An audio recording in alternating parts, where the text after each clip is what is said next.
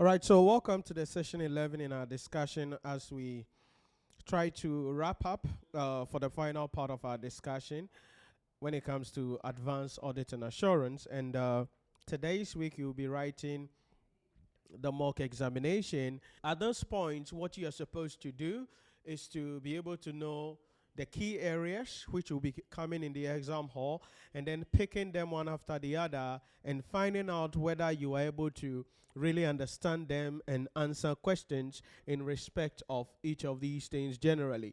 For instance, we know there is a 10-mark question waiting for us on ethics. So everything about ethics, it is important we know about it.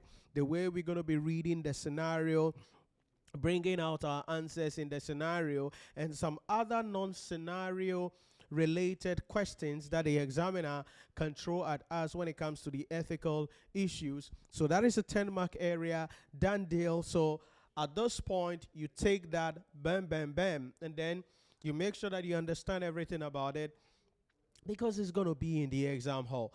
Number two, we know there is a 20-mark waiting for us, 20 marks waiting for us in the exam hall on audit procedures and audit evidence. And so it is important that you understand the audit procedures in respect of various types of subject matters that the examiner can ask in the exam hall.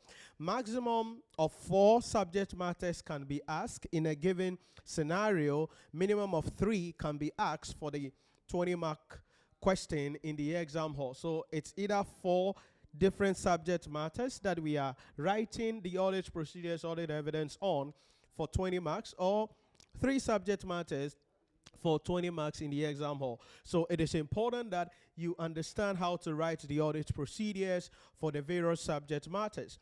The clue that we shared there generally was that, yes, in addition to the pro forma guidelines that has been given in the principal document, for those of you who don't have my advanced audit and assurance book, and for those of you who have the book, there's a dedicated chapter on it, on the guidelines, on the subject matter that can be asked in the exam hall.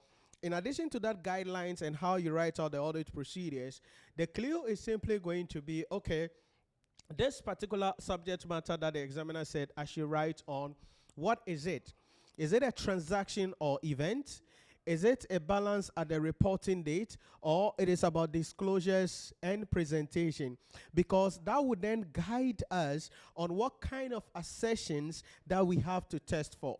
Because if it is a transaction or an event that has taken place that the examiner wants us to gather audit evidence on, then it means that we are going to be testing for occurrence. We are going to be testing for accuracy. We're going to be testing for completeness. We're going to test for classification. So we need to know, okay, if it is a transaction and event, then these are the sessions that I'm going to be testing for.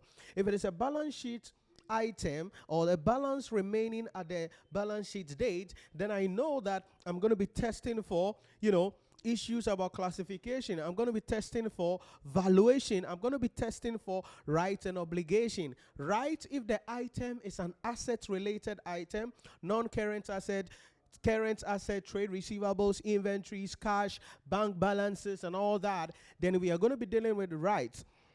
Then if it's a liability item, then we're going to be dealing with obligation. So we need to understand that very well. Then number 3, the next thing is also going to be classification. Because on the face of the statement of financial position, classification is also going to play a key role there as an assertion that we can test for, because the entity may decide to classify a non-current liability as a current liability.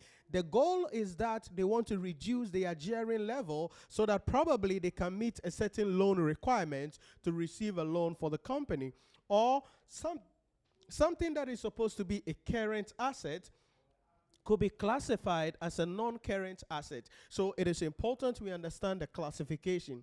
Then certainly when it comes to a disclosure or a presentation issues, completeness is going to be there. We're going to look at the issue about classification. We're going to be looking at those various issues. So once we know this is a transaction and event, this is an account balance at a reporting date, this is about disclosures and presentation, then all we're going to do is to then find out What audit procedures do we undertake guided by AEIOU, analytical procedures, making various inquiries, both internal and external, observation. All right, then we're going to be inspecting certain documents. What documents are we going to be inspecting? Then there are some of the procedures we would have to then,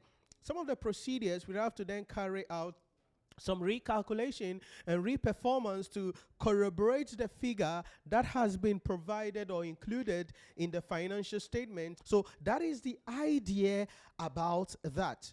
And so, like I said, yes, although you are given the guidelines about the subject matter, it's not something that you should just chew and so that you chew, because that's going to be a little bit tough. But if you understand that I'm going to focus on the assertion being tested, whether it is transaction or event, whether it is about account balances at the reporting date, whether is it about disclosures and presentation, then you know AEIOU will guide you to write out your audit procedures at the end of the day. So that is a done deal waiting for us in the exam hall. We've done that, solve a couple of questions about that. It is important you understand it.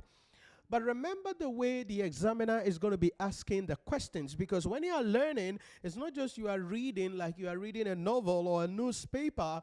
It's important you understand the structure of the question.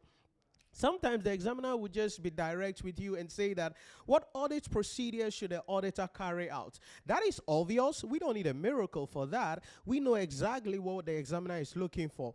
But other times, the examiner would just coin it in another way and say that, what evidence should the auditor expect in reviewing the event, in reviewing the accounts, in reviewing the books? Now, if the examiner asks you, what evidence should the auditor expect? Evidence is not pancake that will be given. We find it out by carrying out audit procedures. So although the examiner said, what evidence should the auditor expect in carrying out, what evidence should the auditor expect in reviewing whatever subject matter, it means you will write out the audit procedures, because from the audit procedures, we can then gather sufficient and appropriate audit evidence. Then if you remember, we solved the question in class about looking at the sufficiency and the adequacy of the audit evidence, because it is important you understand that we need to know that the evidence is sufficient, the evidence is appropriate. That is the quality of the evidence that will help us to reach reasonable conclusion on the subject matter. Then we can issue our auditor's report. So that is the 20-mark area of the exam, and it is important that you spend time to understand that very well, because it's waiting for you. And for the subject matter, please don't ask me what the heck is going to be there.